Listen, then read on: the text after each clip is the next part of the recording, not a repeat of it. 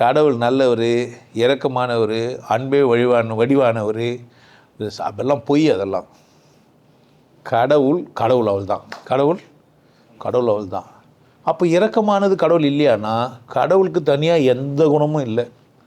நான் இரக்கமானவனாக இருந்தால் கடவுள் இரக்கமானவர், நான் நல்லவனாக இருந்தால் கடவுள் நல்லவர், நான் 4 பேர் வாழ வைக்க நினச்சேன்னா கடவுள் 4 பேரை வாழ வைக்கிறார். எல்லா செயலையும் என்னை வச்சு செய்ய சொல்கிறார். எனக்கு இரக்க குணம் பிடிக்குதுன்னா நான் என்ன பண்ணேன்? இரக்கமாக இருக்கணும். யாருக்கு கடவுள் இரக்கமாக இருக்கலாம்? நான் அன்பானவன்னா என்ன பண்ணேன்? நானே அன்பாகணும். கடவுள்லாம் என்ன பண்ண மாட்டார்.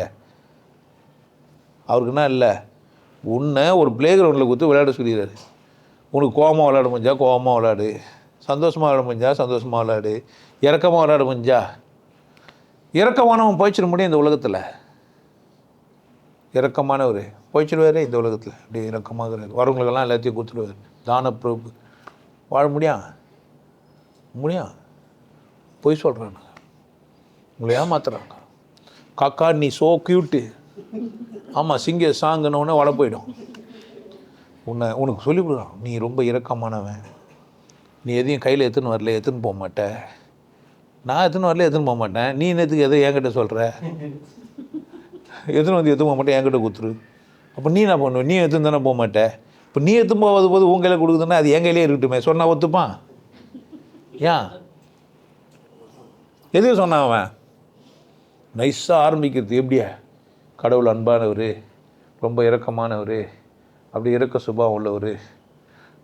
இதோட மோசம், இப்போ தனிநபர் ஒருத்தர் இரக்கமானவர், அவர் நல்லவர்னு சொல்லி பிச்சை கேட்டுக்கிறான் அவங்ககிட்ட. எவனோ ஒரு அடுப்பு 10 வச்சுட்டு போயிட்டானா, சோறு ஓலை பொங்கணுமா என்ன கேட்டுனுக்கிறான். அவன் என்ன வேலை செஞ்சானா? அவன் நான் ஓய்ச்சி எடுத்து போய் இப்போ யாருக்கு சோறு போட்டுனுக்கிறான்? காசு என்கிட்ட வாங்கிட்டு போய் இப்போ தானப்பிறப்பு யாராகிறாரு? இது பகல் கொள்ளையே தெரியலையா உங்களுக்கு? இது மாதிரிலாம் ஏமாத்தாதீங்க. கடவுள் பாவம், அவர் இரக்கமானவர்ன்ட்டு நைஸ் பண்ண முடியாது. கடவுள் இரக்கமானவனை விட்டுருவான். உன்ன கடவுளே நீ ரொம்ப இரக்கமானவன், என்னை சாவடிக்காதன்னா விட்டுருவான்? நீங்கள் என்ன சொல்லி வேண்டி பாருங்களேன், கடவுளே நீ ரொம்ப இரக்கமானவர், என்ன பண்ணாதீங்க, நான் வேண்டி பார்த்துக்கிறேன்ப்பா, எனக்கு அவர் தெரில இரக்கமானவரா. உங்களுக்கு யாருன்னா தெரிஞ்சால் சொல்லுங்கள், சார் அவர் ரொம்ப உண்மையிலேயே இரக்கமானவர், நீங்கள் தான் தெரியாமல் கேட்டுக்கிறீங்க, என்ன பண்ணா? இரக்கமானவர்கிட்ட எப்படி கேட்டிருக்கணும்ண்ணா? நீங்கள் முட்டி போட்டு கேட்டிருக்கணும், 4 நாள் பட்னியாக கேட்டிருக்கணும், இல்லை அழகு குத்தி கேட்டிருக்கணும், நெருப்பு வச்சு கேட்டிருக்கணும். நெருப்பு வச்சவன பணக்காரன் ஆகிட்டான்.